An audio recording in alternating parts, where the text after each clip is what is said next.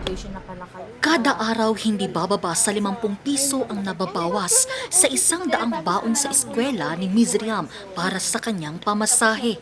Maliit na bagay para sa ilan pero malaking bagay para sa kagaya niyang estudyante pa lang. Kaya naman todo ang kanyang pagbabudget, maitawid lang ang pang-araw-araw na gastusin sa kanilang eskwelahan, lalo na nang magpatupad ng voluntaryong dagdag pasahe sa mga pampublikong jeep. Binibigyan po ako minsan 100 to 200. Pero kulang yun ma'am kasi may mga kailangan ka pa pong bayaran. So, hindi pa sapat. Maganda po na bumaba na yung pamasahe para sa estudyante. Siyempre, yung iba po is may kayat. So, katulad ko na kumbaga bigyan ka lang ng sakto para panggastos mo na sa lahat. Bagamat mangilang beses na rin ang rollback mula ng pumalo sa 160 pesos ang kada litro ng krudo, hirap pa rin daw makabangon ang mga tsuper.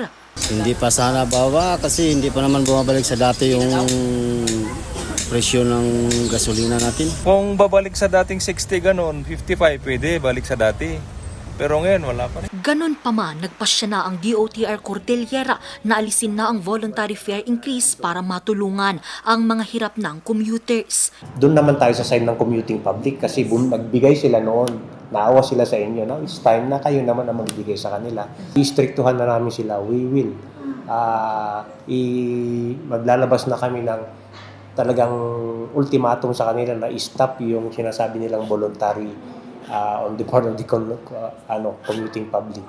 At sasabihan na rin namin yung mga barangay. Ang dating 16 pesos na voluntary fare increase sa regular, babalik na sa 13 pesos. Babalik na rin sa 11 pesos na pasahe para sa mga estudyante, PWD at senior citizen. Now, ag-violate the lang, it could lead to the revocation ng franchise nila. Isususpend natin muna yung unit nila para kapnon mo obligada, di ba? Kasi kanahin daw isang sangger, voluntary naman, pero pag may nag-complaint talaga dito sa opisina namin, isususpend namin yung buong prangkisa nila. Samantala, aasahan ang big-time rollback sa presyo ng produktong petrolyo sa susunod na linggo. 5 pesos and 20 centavo kada litro ang ibababa ng gasolina, 8 pesos naman sa diesel, habang 9 pesos and 20 centavos naman ang ibababa ng kerosene. Ito na ang ika-4 na big-time rollback mula Mayo hanggang sa huling linggo ng Hunyo. Angel Arquero, RNG News.